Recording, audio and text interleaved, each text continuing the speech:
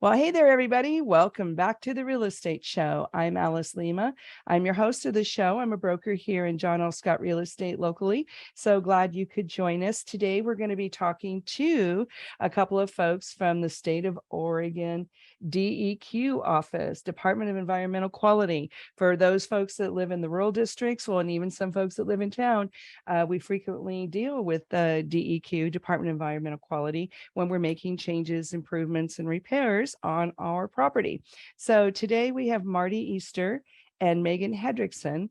They're from DEQ Wastewater Division, and they're going to be talking about not only some new technological advances, but some grants that have been set aside for property owners in Oregon to take advantage of. So Megan Hendrickson and Marty Easter are going to be with us today, and cannot wait to hear all the updates that are going on in Department of Environmental Quality. Before we jump into that, let's take a quick second and talk about our local market. Always very interesting. This week we had a little announcement from the Federal Reserve Bank, and it did cause some havoc in our financial markets. The markets weren't super happy about it. The Federal Reserve Bank did a statement predicting that there was going to be pain. So it's always a big deal when the government says that. So, but not to worry, our Southern Oregon markets are definitely holding their own. And I just want to remind you that even though there's a softening in the prices, we're still up. In Jackson County, from week to week this time last year, we're up 12%. In Klamath County, we're up 22%.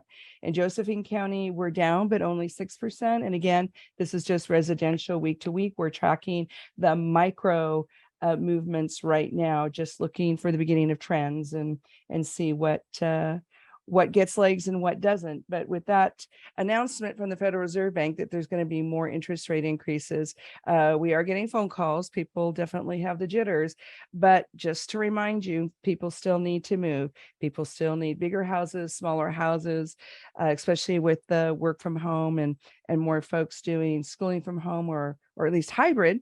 That is going to make changes to what people need in their real estate. So deep breath, everybody. We're going to get on with our interview with Department of Environmental Quality, talking about wastewater issues in our rural districts and also some grants and money for state of Oregon property owners. So that's going to be a good one. Make sure you stay tuned. We're going to have a quick break from our sponsors. We're very thankful to say we appreciate you, John L. Scott, Ashland, and Medford. We have Guy Giles of Churchill Mortgage and also our local Rogue Valley Association of Realtors. Welcome back to the Real Estate Show. So glad you could join us today. We're so excited to jump into some great educational conversation with our DEQ, Department of Environmental Quality. We've got Marty Easter today and Megan Hendrickson. Thanks for joining us, guys. Thank you. Thank you. So I am just a big fan of how you guys run your department. You've got on-site septic, water quality, those kind of things going on. And because real estate interacts with that so much, first of all, I just want to say thumbs up for how you guys run the show. You're part of the good guys. Yeah. I know people sometimes make jokes, but we don't do that here because we're actually fans. So one of the things we wanted to kind of bring people back to thinking about is the summer's almost over. Septics are a big thing in Southern Oregon. So Marty, let's talk a little bit just about the technology, because not everybody remembers what our choices are now when we're putting in new systems. Yeah, great question. For years and years, the only thing that could be put in was a standard system. That's still something that we strive to put in on a property as well. Not only is it cheaper, so the property owner wants that, but if we could put in a standard system, less moving parts. Septic systems are a tried and true method of how to dispose of your waste and how to have it treated before it hits the water table. And that's really what we try to focus on. So for years and years, that was it. Most people who are out there have a septic tank and then have a drain field that follows that. Now we also have other things as the years went on. One is a sand filter. If you live in Southern Oregon, you for sure have seen a sand filter, even though you may not know what it was. Oftentimes, if you're driving, especially in Jackson County, maybe the Sam's Valley area, that if you see a big mound in somebody's front yard, that's usually what that is. And they're the kind sand, of like rectangular, or yeah, they've got angles to them. yep, you can set them up a couple different ways. Most of the time, they're usually 10 feet by 36 foot, 4 feet deep, filled with sand and gravel. And from the septic tank, the effluent would get pumped over the top of that sand filter, and then it would be cleaned up before it hits the water table. And most places where that was needed, it's because of poor soil quality, really clayey soils, especially in Jackson County. And so these sand filters were a way for individuals to build on their homes or on their properties, put a home on there, when in the past they might not have been, they might have been denied. And then recently, in the last 10 years or so, there's been what we call ATTs, or advanced treatment technologies. These technologies and these they essentially look like a septic tank, about the same size, so a lot smaller footprint than the sand filter. And they go into the ground, so they're not sticking up out of the ground as well. We've done quite a few swaps of sand filters, and we've decommissioned those and put in an ATT Oh, system. really? Yeah, and so a majority, they do. I'll say generally, they do basically the same thing, cleaning up the effluent so that you can have that go out to your drain field as well. And they're a lot easier on the eye, as you don't have this giant mound out front of your window.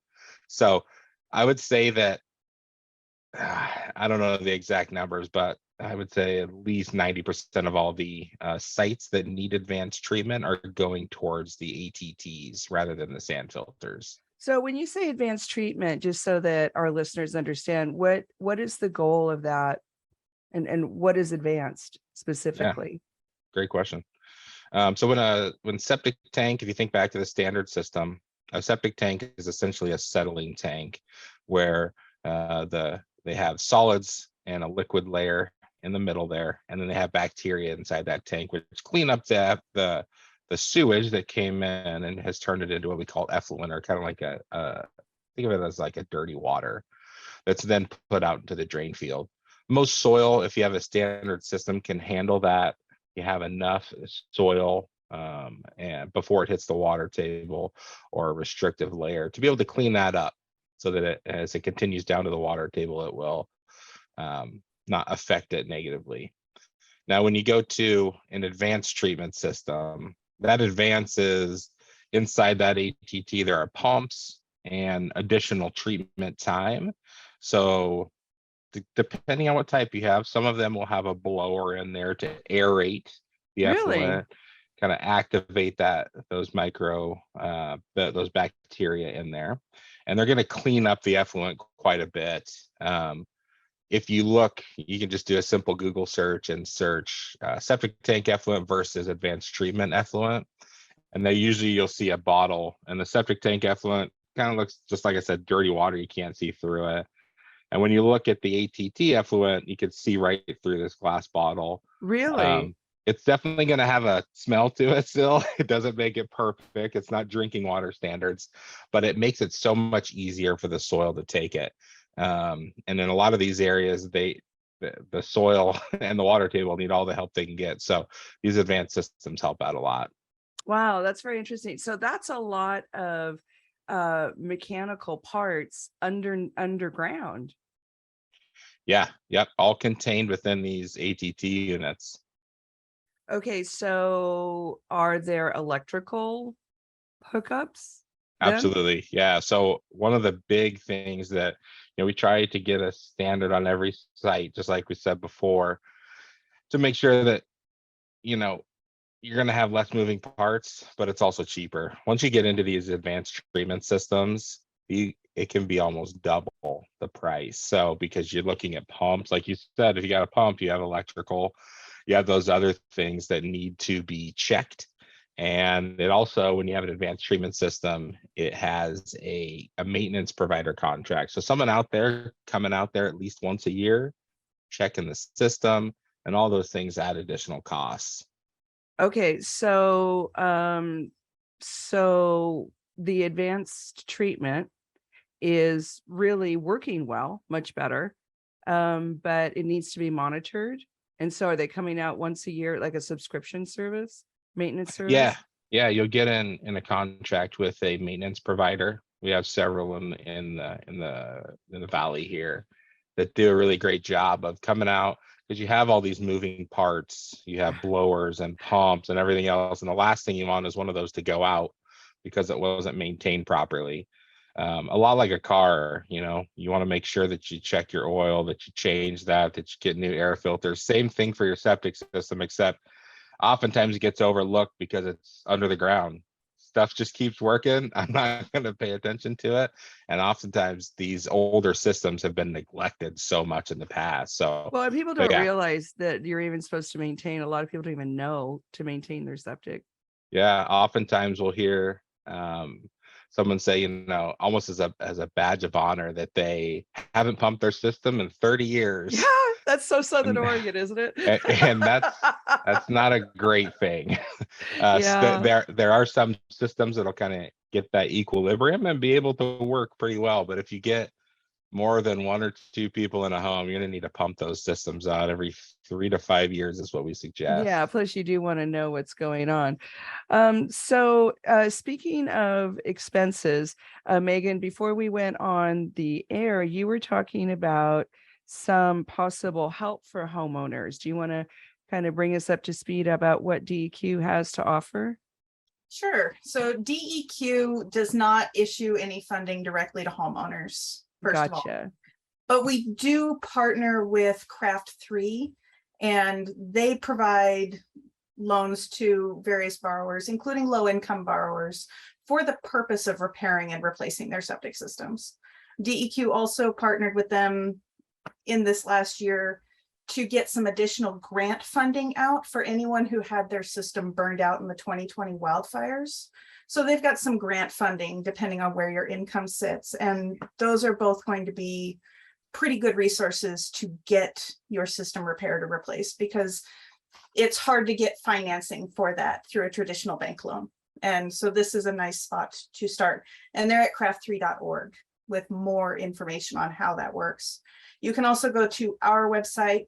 I say we don't issue any kind of finance support directly, but we do have a link there, and that has, like, the USDA will offer some loans occasionally. And as we find other funding resources throughout the state, we're going to put all of that there so a homeowner can look there and find what's available. Wow, that's super cool. Do you know how many people have taken advantage of this Craft 3 program? I don't have Craft 3 numbers. That's okay. It was just curious. So when we had the fire, some people don't understand that even though your septic tank is below surface, that it can be damaged from heat. Plus things driving on it. I mean, I could tell you firefighters, I can tell you a bunch of stories of people making, the firefighters cutting in fire lines, and with those bulldozers, they aren't asking a lot of questions. Oh, did that happen? These fires. Yeah, a couple up north in the Santiam Canyon, where a sand filter, like we talked about, kind of bring it back, how it's usually sticking up out of the ground, was destroyed because they plowed right through it. That was their fire line. So that's just something we're gonna have to replace in the future. But there is kind of going back, and we could touch on this more later about the repairs that are needed, after a fire. Depending on how hot it is, a majority of these systems, especially now, have a lot of plastic. And so a lot of that plastic piping, PVC, was burned, whether it's drain field material or from the tank to the drain field, and even the risers that allow for pumping can be melted as well. And oftentimes people think, I had a concrete tank, I was fine. But if they're really old and they have some cracks in it, those fires will do some really bad things to the structural integrity of that. So not only the ones that have happened in the past, but also going forward, unfortunately, we know that wildfires are always going to happen. We just kind of don't know when that does happen, and if your home ever is involved with that, making sure you have a good inspection from an inspector. We have a lot of installers and pumpers that can do those inspections just to make sure that you're safe. And that those providers have a special certificate, don't they, saying they're DEQ authorized repair people? Yes, all licensed installers.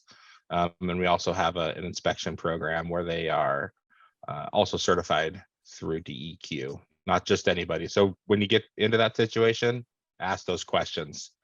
Make sure that you know the person who's out there is licensed to do that. And if you're buying and selling or doing repairs, those are also available online. You can double check, but your agent will know. Absolutely. Because we like people that are licensed and bonded and certified. That's important.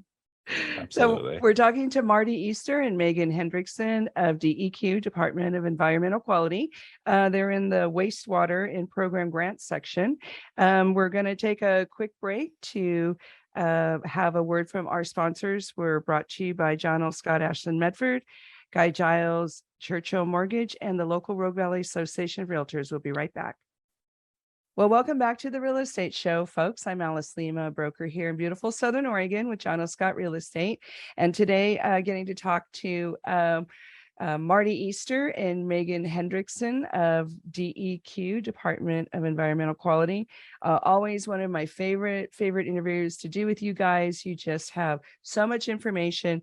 Plus, you're always moving forward to make things better for Oregon homeowners and also Oregon water. Speaking of that, during the break, we were talking to Megan a little bit about what kinds of repairs you can use this grant for. They have homeowner grants through Craft 3 on their website. So Megan, let's pick up a little more detail on that. I thought that was pretty interesting. Sure. So Craft 3 is offering not just their standard loan program for low and moderate income people who need to replace or repair their septic systems, but they also have some grant funding that they partnered with DEQ to get. And as Marty was talking about, a lot of times what you don't see, you don't know, and your system is fine. And there's a lot of damage that can happen. In the 2020 wildfires, there was a lot of surface damage. So even if somebody's home remained largely intact, they may have still had damage to their septic system. And that might just look like some melted pieces on top of the ground. It might be a matter of, we don't know what's happened. We don't know how good our system is anymore. And getting that checked, getting that evaluation done, that's some of the costs that can be managed by this. So it's not just a homeowner out on their own dime for everything. So there's a lot of different ways to verify that you were impacted by those fires. There's county certification, there's your insurance, there's FEMA disasters. There's lots of ways that you can say, hey, my property was impacted and I could really use some help. And so then you take that information and you go talk to Craft 3 and you say, hey, I'd like to see if I qualify for some funding. And they'll work with you on that, and they'll be able to tell you if you actually do have damage that's qualifying or not. So that's really interesting, because here we are a couple years down the road, and you're saying that people can still go back and apply for that grant funding. Yeah. So this funding doesn't apply, unfortunately, if you've already done the work. But okay, it is, we've got it out there trying to get more homeowners in. We know that there's a lot of challenges with getting back into burn areas. And that started right away with the cleanup. You know, you can't go in until everything has been mitigated. And this is another challenging point. And especially since there aren't a lot of funds available, this is one of the small things that we can do to support that. So what would be the first step in verifying if you have a problem? How do you do that? Marty? Yeah. First step, I think we touched on it last before the break there, was making sure you get your system inspected. Oftentimes, you know, if you walk over the ground, you're like, well, nothing's coming up, so everything must be fine. I don't have a backup in my home. But like Megan had said, there's oftentimes a problem that isn't known because it's underground, and you may have a problem here shortly. And so, you know, they have cameras and they have the ability to look at your system in a different way than maybe you would as just being the homeowner. One thing I wanted to say on this was we had a lot of individuals whose homes burned in 2020, not only down here, but also up in the Eugene area, up the canyon from Salem as well. And a lot of those individuals don't know where their system is. And so Oh, no. that would almost be before this inspection portion. Oftentimes we go out and say, okay, where's your system? Maybe they're a new homeowner. Maybe it's been working, so they have no idea where their system is. And they say it's in that area. And so I would say the first step, and you can do this now, would be to get your system records. Oftentimes, even if your systems was put in the 70s and 80s, we have some pretty good records there as well. And luckily, we have all of our records online for Jackson and Josephine County. And so we can direct individuals on how to get those records.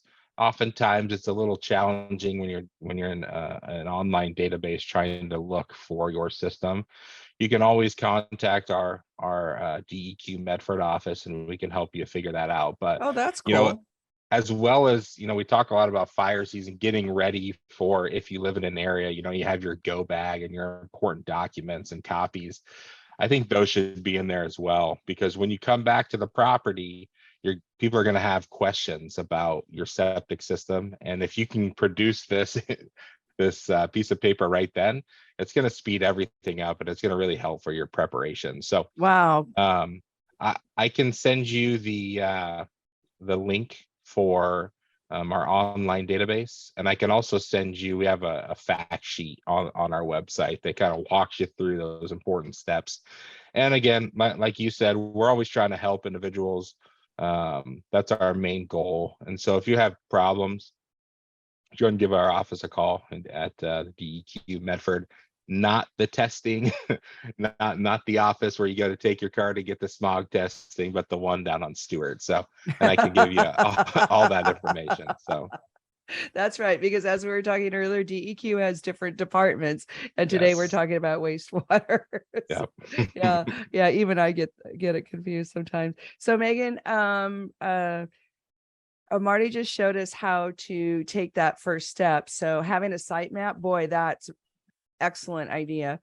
So then after you have that and you've located your system, what would folks do next? So once you've got your site kind of mapped out and you know where things are, you're going to want to figure out if you're part of a fire impacted area from those 2020 fires or not, because they're different bits of funding through Craft 3. Only people who were who had their property burned in the 2020 fires qualify for the grants. And that's part of a federal disbursement. So that's why there's some extra rules around that. Whereas the standard funding is still available and there's still very generous grants and interest rates. But at that point, you're going to need to go down and talk to the local county services to make sure that you can get your permits and see what DEQ is going to need when you go down to their office visit, because each site is different. Just because you had a standard system before doesn't mean that your site is going to qualify for the same system now. So you may have to make changes, and that might impact what funding you need, depending on if you have to move to an ATT system, or even just finding out that your system has to be moved further from your buildings. Mm-hmm. So those are your next steps, is to determine, am I fire impacted or not? Do I need to go down and get verification from the county or my insurance that I did experience burned property? Or do I need to go and start immediately on that permitting process and see what has to happen there? So just to be clear, folks, you've got two opportunities to get grant money from Craft 3, and that's with a C, CRAFT, and you do not necessarily have to have had fire damage. No fire damage won't have any grants, but they will still have loans that are very competitive. They've got good low interest funding available. Okay, so that's the part where you can still get some help repairing your septic, even if you were not damaged in the fire. Got it. Yes. Very cool. Very cool. And So when people are doing their evacuation, and is there something they should do if they think that there's going to be a fire through their place, or is there some preparation ahead of time that you can do to save your septic? I don't know that there's much you can do to save a septic from fire. I would really prioritize your health and welfare first. Absolutely. But Yeah. sometimes, people can do things during the off season, but there's nothing really homeowners can do. Just make sure it's Yeah, well marked and you know where it is when you come back. I think that's the main point. I think Megan had that too. We can fix septics, make sure that you're safe, right? Some individuals, after the fact, after a fire has gone through, have taken, caution tape and some stakes and put it around their drain field. The big thing about this is in the recovery phase, there are a lot of questions that come in about, okay, where are certain things? Where are water lines? Where are septic systems? And that's why I said, if you have that site plan at the ready, you can kind of speed that process up. But speaking with individuals up in Marion County, that was one of their big questions that they would get every day from ODOT and others was, okay, we're going to this property, what's there? And as the property owner is more prepared, it just sped everything up. And so I think that's one of the big things, like Megan was saying as well, was recovery takes a long time. Like we're 2022 and there's still properties out there that are vacant because they're still struggling to get through the process. Oh, wow. So just trying to be as prepared as you can be. And some of these funding opportunities through Craft 3 are hugely helpful to get that funding to move back onto property. So, And it was interesting what Megan was saying, that just because you had a standard system before, doesn't mean you get a standard system now. And one of the things I noticed in our waterfront sales, when people are selling riverfront, or they have a pond or something naturally occurring on their property, that in the old days, the wells and the septics were allowed to be closer together. Mhm. And so there's new rules about that now. Yeah, new, like the 80s. So Well, not horribly new. okay. But but still, there's a lot of homes that were built before that. Well, and people And don't realize that even changed. yeah, back in the 70s and even before, permitting really became a thing that you had to do back around 1972, 73. So before that, you might struggle to find any of these records, and you might not have systems that meet current setbacks. So you're absolutely right. Luckily, when we're having a repair to a system and you have a lot that's tough, like some of these riverfront properties, some of them are really difficult to maintain setbacks. And I think you nailed it on the head that we have certain types of systems that can reduce those setbacks now, and we can just make your property have a functioning septic system, which is the goal, even though it may have reduced setbacks to wells or ponds, creeks. What like are that. those setbacks? There's a whole list of them. Real quickly, if you're looking at the river, like riverfront properties, it'd be 100 feet is what you're looking at. So oftentimes that's really difficult. That could be the size of your whole lot. Yeah, and a lot of these lots on the river, depending on where you're at, are 3/4 of an acre. So trying to get a well and setbacks and everything else, those are some of the most challenging lots out there. So, but like I just said, wells, they have a 100-foot setback also. Traditionally, like you said, it was 50 feet for years and years and years. Setback to the drain field was 50 feet. So, yeah. Well, we're going to have to take another quick break here. We're talking to Megan Hendrickson and Marty Easter of our state of Oregon DEQ, Department of Environmental Quality. And don't touch that dial, because we've got more great conversation happening. We'll be right back. Well, welcome back to the Real Estate Show, folks. I'm Alice Lema. I'm a broker here in Southern Oregon with John L. Scott Real Estate. And today we're talking to Megan Hendrickson and Marty Easter of State of Oregon DEQ, Department of Environmental Quality, Wastewater, Water. And there's some really cool funding available, not only for fire victims for your septic, but non-fire repairs, but that's not a grant. So Megan, can you just remind us of the difference of those two programs? Of course. So both of these funding resources are through Craft 3 at their website, craft3.org. And they have grant funding that can assist homeowners who had property damage to their septic systems during the 2020 wildfires. But they also have regular loans available to both those people and also for people who just have general need for those repair and replacements. They've got very good rates. They're open for low and moderate income as well as everyone else. So I would encourage you to check them out and see what they can help you with.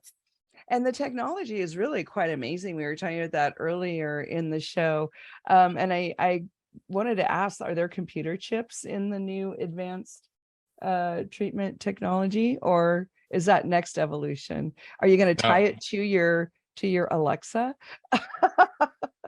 Alexa, turn on the pump to the septic system, right? Alexa, is everything working? I think you got an idea in your hand. Yes, a lot of the advanced treatment systems do have the ability to be hooked into the internet. Oh, for reals? I was just trying to make a joke. No, we're in the future, Alice. Wow. So if you have a problem and you contact your maintenance provider can get on to the internet and kind of troubleshoot what's going on. You know, oftentimes the problems don't happen when you're, middle of the day, no one's at home except for one of the parents, perfect timing. It's usually like Christmas, right? Or you're having a party. House full. Exactly. So they have the opportunity to jump on to their computer, and not every one of the advanced treatment systems has this, but a majority of them do, and they can potentially troubleshoot. Oh wait, it looks like the pump isn't going on, or this or that. So yeah, there's a lot of things that can be done remotely with this new technology. So wow, it's mind-boggling. I was only kidding. Oh, yeah. Siri, start my septic. There you go. That's awesome. So in the future, then maybe the smart houses could manage septics. Maybe we'll have to have smart wells additionally. But there's the Jetsons for you. So let's go back to reality today and talk about drain fields, because a lot of people, when they're buying and selling real estate, they don't want to do a drain field inspection. Can you talk about what it is and why it's important?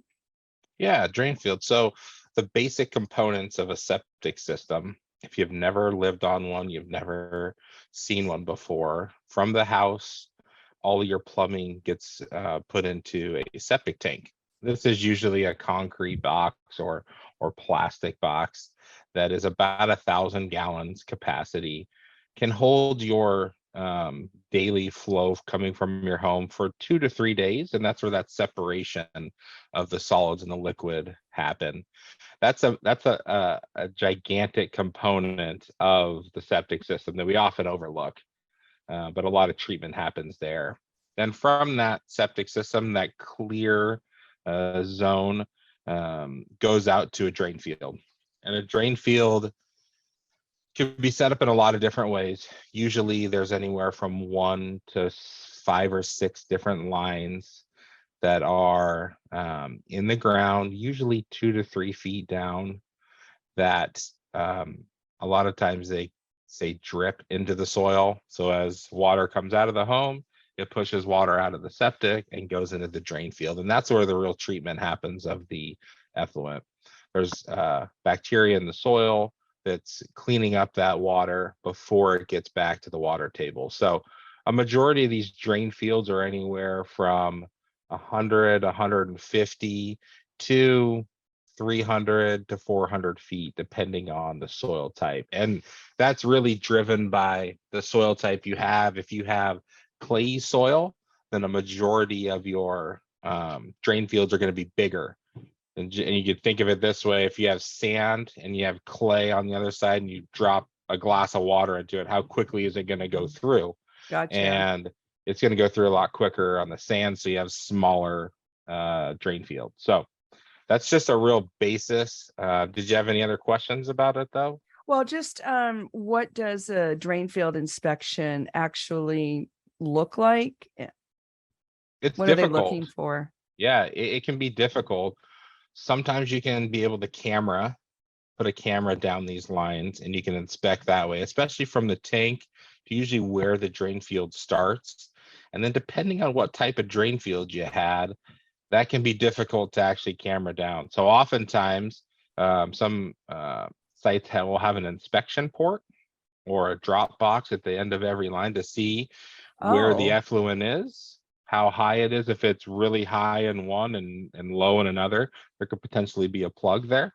Oftentimes, if you walk over an area and you notice that the ground is really squishy, that there are evidence of standing water and it hasn't just rained, that's not a great sign. Those are the things that you can look at as prospective buyers and as real estate agents of if there's a potential failure of the drain field. Mm-hmm. Mm-hmm. So what kind of pipes are going from the tank to the drain field? Like, what are they made out of? Yeah, usually PVC pipes. Just PVC pipes. Yeah, Okay. from the tank to the drain field. And then once you get to the drain field, there's basically 3 different types of products. The standard rock and pipe, which has PVC pipe surrounded by rock.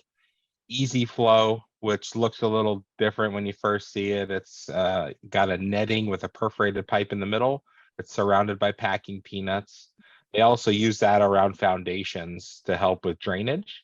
And then there's also chambers, which is like a half circle that's plastic that just sits right on the ground surface. So a majority, especially the older homes, are going to have rock and pipe, since that was the only thing approved up until I want to say the mid 90s. So if you see anything different than that, your system's probably a little newer. So in Southern Oregon, it's common to have homeowners with their own heavy equipment, and they like to do their own repairs. How does that work with you guys?